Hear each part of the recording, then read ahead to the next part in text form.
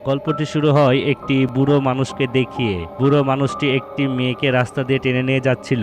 এর কিছুদিন পরে আমরা দেখতে পাই খারাপ তিনটি ছেলের গ্রুপকে একটি বাড়িতে চুরি করতে এসেছে। ওইখানে অ্যালেক্স তার বন্ধুকে টাকা চুরি করতে মানা করে, শুধু এমন জিনিস চুরি করতে বলে যার দাম $10,000 কম। বেশি দামি জিনিস চুরি করলে ধরা পড়ার চান্স আছে, এমনকি সারা জীবন কারাদণ্ড হতে পারে। অ্যালেক্সের বান্ধবী রকি সোনা চুরি করে এবং 2 নাম্বার বন্ধু মনি ল্যাপটপ আর একটি দামি ঘড়ি চুরি করে। চুরি করার পর অ্যালেক্স ঘরের দরজাটি ভেঙে ফেলে। এর ফলে ঘরের সিকিউরিটি বেজে ওঠে। এর কারণ হলো পুলিশ যাতে মনে করে দরজা ভেঙে চোরেরা ঢুকেছে। এর ফলে ঘরের সিকিউরিটি বেজে ওঠে। এটা করার কারণ হলো পুলিশেরা যাতে মনে করে চোরেরা দরজা ভেঙে ঢুকেছে, কেননা তাদের কাছে ডুপ্লিকেট চাবি ছিল। পরে অ্যালেক্স বাড়ি এসে তার বাবার ঘরে চাবিটি রেখে দেয়। আসলে অ্যালেক্সের বাবা সিকিউরিটি চাকরি করত, আর অ্যালেক্সের বাবার কাছে ক্লায়েন্টের বাসার চাবি থাকতো। অন্যদিকে মনি চুরি করা জিনিসগুলো তার বন্ধু রাহুলের কাছে বিক্রি করতে এসেছে, কিন্তু রাহুল জিনিসগুলোর দাম বেশি দেয় না। রাহুল মনিকে বলে, জিনিসপত্র চুরি করিস কেন, টাকা চুরি করলে তো পারিস। তখন রাহুল আরো বলে, আমার কাছে একটি বুড়ো মানুষের ঠিকানা আছে যার বাসায় চুরি করতে গেলে অনেক টাকা পাবি। পরে মানি এই বিষয়টি অ্যালেক্স ও রকির সঙ্গে বলে, আর ওই বুড়ো মানুষটি অ্যালেক্সের বাবার সিকিউরিটি ক্লায়েন্টও ছিল। বুড়োর আগে পেছনে কেউ নাই, বুড়ো একাই থাকে। এরপর মনি বলে ওই বুড়োটি আগে ডিফেন্সের চাকরি করত, তার মেয়ে একটি অ্যাক্সিডেন্টে মারা যায়। মেয়েটির মৃত্যুর কারণ হলো একটি কোটিপতির সন্তান ছিল, যে কারণে তার বাবা মা ওই বুড়োকে $3 লক্ষ দিয়ে কেস ডিসমিস করিয়ে নেয়। আর মনি আরো বলে, বুড়ো এতগুলো টাকা কোথায় রাখবে, নিশ্চয়ই বাসায় থাকবে। কিন্তু অ্যালেক্স পরে বলে, আমি $10,000 উপর চুরি করতে পারবো না, কারণ হলো আমরা যদি ধরা পড়ি তাহলে সারা জীবন জেলে কাটাতে হবে, সেটা আমি কখনোই করতে পারবো না। অন্যদিকে অ্যালেক্স তার বাবার জন্য সমস্যা করতে চাচ্ছিল না, সেজন্য অ্যালেক্স এই চুরি করবে না বলে মানা করে দেয়। আমরা তখন জানতে পারি রকি তার মা এবং ছোট বোনের সঙ্গে থাকে। তখন আমরা দেখতে পাই রকির মা খুব নেশাগ্রস্ত অবস্থায় থাকে, মানে সবসময় মাল খায়। এর কারণে ঘরের সব দায়িত্ব রকির উপর এসে পড়ে। তখনই রকির কাছে অ্যালেক্সের এসএমএস আসে। এসএমএসে রকি বলে, আমি চুরি করার জন্য প্রস্তুত। পরবর্তী দৃশ্যে আমরা দেখতে পাই 3 বন্ধু ওই বাড়ির আশেপাশে গাড়ি নিয়ে ঘোরাঘুরি করছিল। এই এলাকাটি অনেক নীরব ছিল, এইখানে শুধু বুড়ো মানুষটি একাই থাকতো। তখন মনি বলে, এই বুড়ো 5 দিন বাসা থেকে বের হয়নি, এর ফলে চুরি করার জন্য বুড়োকে অজ্ঞান করতে হবে। পরে যখন বুড়ো বাড়ির বাইরে আসে তখন তারা দেখতে পায় বুড়োটি তো অন্ধ ছিল। বিষয়টি অ্যালেক্সের ভালো লাগে না, যে একটি অন্ধ মানুষের বাসায় গিয়ে চুরি করব। তখন মনি বলে, এটা তো অনেক সহজ কাজ, নিশ্চয়ই আমরা এটা করব। পরে আমরা দেখতে পাই তারা ওই রাতে চুরি করার প্ল্যান করে। পরে রাত 2টার সময় অ্যালেক্স এবং তার বান্ধবী চুরি করার পরিকল্পনা করে। তারা কুকুরকে অজ্ঞান হওয়ার খাবার দেয়। আর যখন দরজাটি খুলতে যাবে মনি দেখতে পায় এই দরজা খোলার জন্য 4টি চাবি লাগবে, একটি চাবিতে দরজাটি খোলা যাবে না। তখন রকি জানালার কাঁচ ভেঙে বাসায় ঢোকার চেষ্টা করে। বাসায় ঢুকে সে আগে সিকিউরিটি অ্যালার্ম বন্ধ করে। এরপর অ্যালেক্স ও মনিকে বাসায় ঢুকায়। বাসায় এসে সকলে জুতা খুলে নেয়। এরপর ওই বুড়ো মানুষটিকে সকলে খুঁজছিল। যখন মনি উপরে যায় তখন সে দেখে বুড়ো মানুষটি শুয়ে আছে। তখন আমরা জানতে পারি বুড়ো মানুষটার নাম হলো নরমান। এরপর মনি বুড়ো মানুষের ঘরে অজ্ঞান হওয়ার ওষুধ রাখছিল। তখনই নরমানের চোখ খুলে যায়। মনি তখনই পাথরের মতো সেখানে দাঁড়িয়ে থাকে। নরমান টিভি বন্ধ করে। এরপর মনি চুপ করে ঘর থেকে বের হয়ে যায়। এরপর তারা একটি বন্ধ ঘর দেখতে পায়। তারা মনে করে সব টাকা এর ভিতরে রাখা আছে। মনি হাতুড়ি দিয়ে তালা খোলার চেষ্টা করে, কিন্তু আওয়াজ না করে তালাটি ভাঙা অসম্ভব ছিল। পরে মনি সহ্য করতে না পেরে পিস্তল বের করে। পিস্তল দেখার পর অ্যালেক্স অনেক ভয় পেয়ে যায়। তখন মনি বলে, এই বুড়ো মানুষটি একসময় ডিফেন্সের কাজ করত, এই কারণে সুরক্ষার জন্য পিস্তলটি সে নিয়ে এসেছে। তখন আবারও অ্যালেক্স বলে, আমি এই চুরি করতে পারবো না।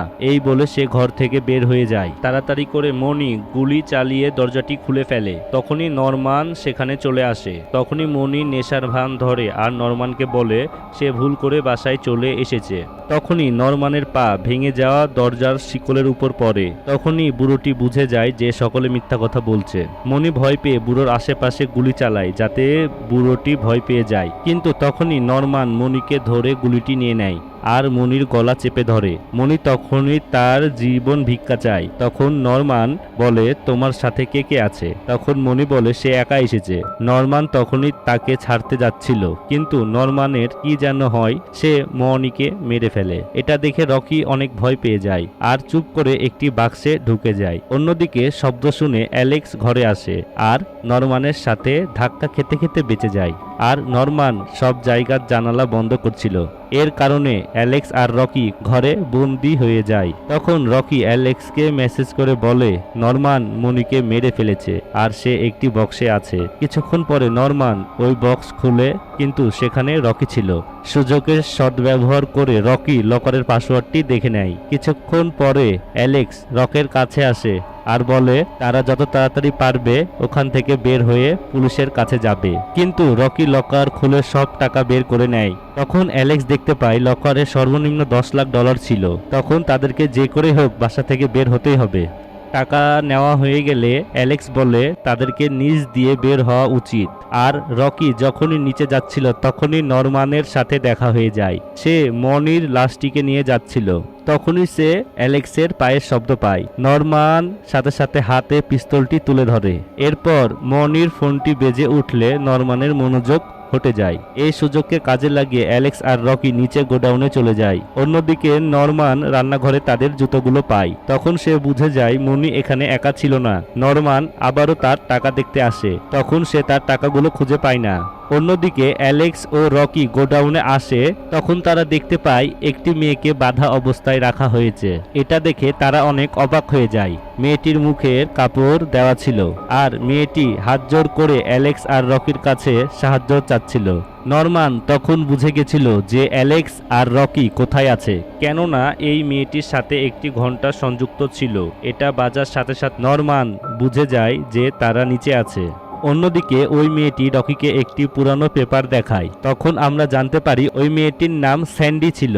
আর ওই মেয়েটি সেই ছিল যার কারণে নরমান তার মেয়েকে হারিয়েছে। তখনই স্যান্ডি একটি লকারের দিকে ইশারা করে যেখানে নরমান তার হাতকড়ার চাবি রেখেছে। তখনই অ্যালেক্স আর রকি চাবি বের করে আর স্যান্ডিকে উদ্ধার করে। কিন্তু আমরা জানতে পারি দরজার তালা দেওয়া আছে। তখনই অ্যালেক্স চাবি দিয়ে দরজা খোলার চেষ্টা করে, কিন্তু যখনই দরজাটি খুলে যায় দরজার সামনে নরমান দাঁড়িয়ে ছিল। নরমান সাথে সাথে গুলি চালিয়ে দেয়, কিন্তু গুলিটি অ্যালেক্সের কানে লাগে আর নরমান ভুল করে স্যান্ডিকে গুলি মেরে দেয় আর স্যান্ডি সেখানেই মারা যায়। নরমান বিষয়টি বুঝতে পারে, তখন সে দুঃখে মাটিতে পড়ে যায়। তখনই অ্যালেক্স ও রকি বুঝতে পারে নরমানের জন্য ওই মেয়েটি অনেক গুরুত্বপূর্ণ ছিল।